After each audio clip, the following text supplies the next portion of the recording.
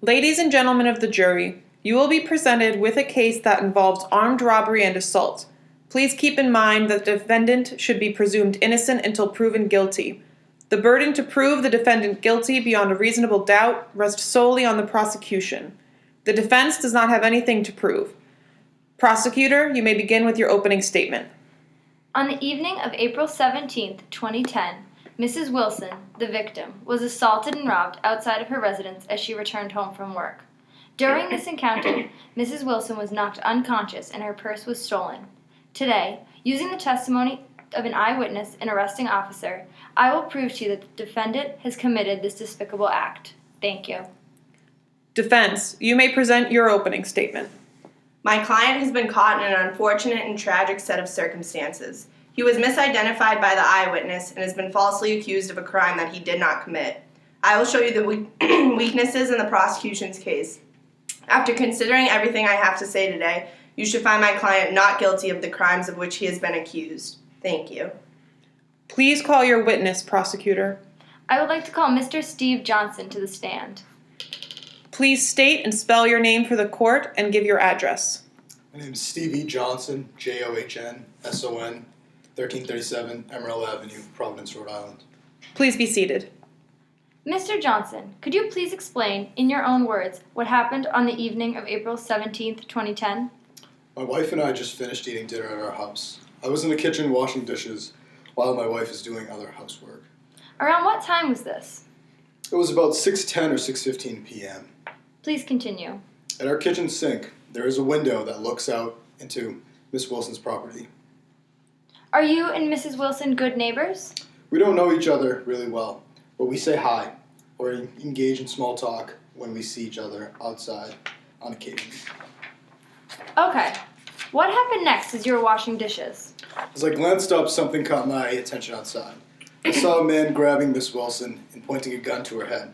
The man proceeded to shove Miss Wilson and then hit her over the head with a black revolver.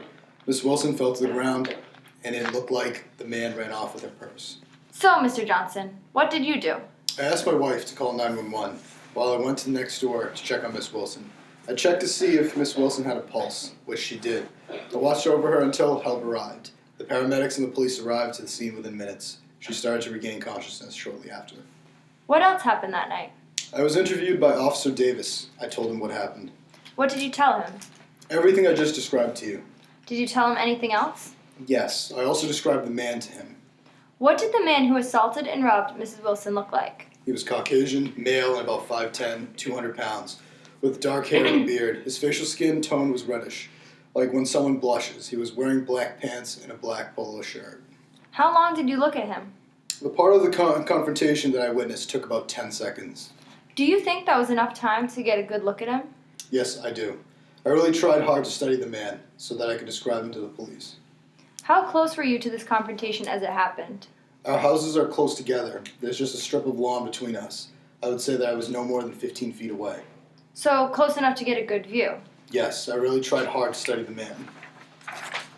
Did anything else happen that evening? Yes, I worked with a sketch artist to develop a composite sketch of the man. Mr. Johnson, have you seen the man who assaulted and robbed Mrs. Wilson since the evening of April 17th? Yes. When was that? The police asked me to look at some pictures and try to pick out the person who assaulted and robbed Miss Wilson. And what happened? I picked out the picture of the man I saw. Is that person in the courtroom today? Yes, he is. Could you point him out, please? He's sitting right over there. For the record, Mr. Johnson pointed at the defendant, Roger Green. Mr. Johnson, how confident are you that Roger Green is the man who robbed Mrs. Wilson? I am 100% positive. Thank you, Mr. Johnson. I have no further questions, Your Honor. Defense, your witness. You said that you viewed the confrontation for only about 10 seconds, right? Yes, that's right. So overall, you didn't look at the man for very long, did you? I had enough time to study the man. But only 10 seconds, right? Correct. And yet you say that you are 100% positive that you identified the right person? Yes, that's right. I'm 100% positive. Mr. Johnson, am I correct when I say that you identified my client from a police lineup sometime after the crime? Yes. And how long after the crime occurred did you make that identification? It was 2 days later. Did you indicate how confident you were at the time you initially made your identification as per best practice recommendations? Yes.